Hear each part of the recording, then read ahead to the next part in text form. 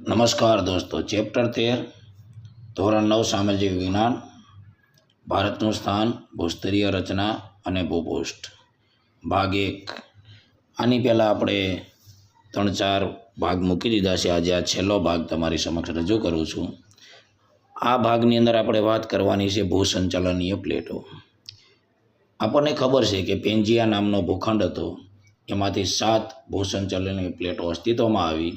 Pacific plate, ઉત્તર American plate, દક્ષિણ American plate, Eurasian plate, African plate, Indo Australian plate અને Antarctic plate.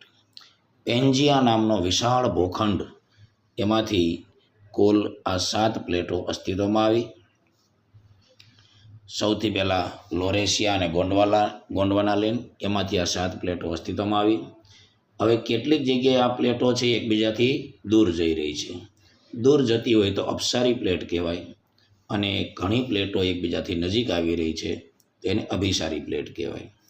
ટૂંકમાં જે પ્લેટો ખસે છે તો એને રૂપાંતરિત પ્લેટ પણ કહી શકાય। એટલે આ પ્લેટો હજી વર્તમાન સમયમાં એકબીજાથી ખસી રહી છે। આ પ્લેટની ગતિવિધિઓ થકી લાખો વર્ષો દરમિયાન ભૂખંડોના આકારો અને સ્થાનમાં ફેરફાર પણ થયા છે। એકબીજાથી વિપરીત દિશામાં ખસી જવાની પ્રતિક્રિયા આ પૃથ્વીમાં બની રહી છે। સરકતી ખસતી આ પ્લેટો જ્યાં એકબીજા સાથે ટકરાઈ રહી છે ત્યાં પર્વતોનું નિર્માણ પણ થાય છે। પ્લેટો એકબીજા સાથે જોરદાર ધડાકા સાથે અથડાય છે। જે ભાગ ઊંચકાઈ જાય છે તો ત્યાં પર્વતોનું નિર્માણ થાય છે। પ્લેટો જ્યાં એકબીજાથી દૂર ખસે છે ત્યાં ભૂમિખંડો અને મહાસાગરોમાં ફાટોનું નિર્માણ કરે છે। આ પ્લેટો પર આવેલા ભૂમિખંડો નિરંતર ખસતા રહે છે। આ આકારની પ્લેટોને રૂપાંતરિત પ્લેટો પણ કહેવામાં આવે છે। રૂપાંતરિત પ્લેટ એટલે જે પ્લેટો એકબીજાથી ખસી રહી છે।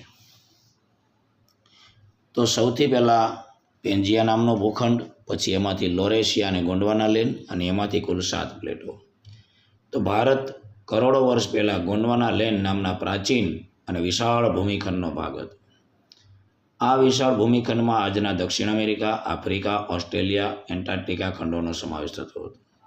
કાળક્રમે ગોંડવાનાલેન્ડથી અલગ થઈ ઇન્ડો ઓસ્ટ્રેલિયન પ્લેટ ધીમે ધીમે ઉત્તર તરફ ખસવા લાગી, અને ઉત્તર ગોળાર્ધમાં ઘણી મોટી યુરેશિયન પ્લેટ સાથે લગભગ 5 કરોડ વર્ષ પહેલાં ટકરાઈ હોવાનું અનુમાન છે। ઇન્ડો ઓસ્ટ્રેલિયન પ્લેટ અને યુરેશિયન પ્લેટના ટકરાવ થકી ટેથીસ મહાસાગરનું તળિયું છે ઊંચકાઈ ગયું, અને હિમાલય પર્વત છે અસ્તિત્વમાં આવ્યો, જેમાં સમય જતાં ઉત્તર દક્ષિણથી વહેતી નદીઓનો કાપ ઠલવાયો, અને આ રીતે હિમાલય અને દ્વીપકલ્પીય ઉચ્ચ પ્રદેશની વચ્ચે મ્યાનમાર અને ગંગાનો મેદાની પ્રદેશ છે અસ્તિત્વમાં આવ્યો। દ્વીપકલ્પીય ઉચ્ચ પ્રદેશના ઉત્તર પશ્ચિમ ભાગમાં એક વિસ્તૃત જ્વાળામુખીનો વિસ્ફોટ થયો, ત્યાં અરબ સાગર છે અસ્તિત્વમાં આવ્યો। ભારતીય ભૂમિખંડમાં અનેક વિવિધતા જોવા મળે છે। ઉત્તરમાં ઊંચી વિસ્તૃત પર્વતમાળા છે, ઉચ્ચ પ્રદેશો, શિખરો, ઘાટ છે। ઉત્તર ભાગના મેદાનોમાં ગંગા, યમુના, બ્રહ્મપુત્ર નદીઓ વહે છે, તે એના કાપથી આ મેદાનો બન્યા છે। તો આ રીતના વિડીયો જોવા માટે દરેક આપણી ચેનલને શેર, લાઈક, સબસ્ક્રાઈબ કરજો, ફોલો કરજો। આગળ ઉપર આપણે ધોરણ 10 સામાજિક વિજ્ઞાન અને 11-12 ઇકોનોમિક્સના વિડીયો પણ આપણી ચેનલ ઉપર તમને જોવા મળશે, અને સાથે સાથે સમાજમાં બનતી ઘટનાઓ વિશેના વિડીયો પણ તમને જોવા મળશે। નમસ્કાર।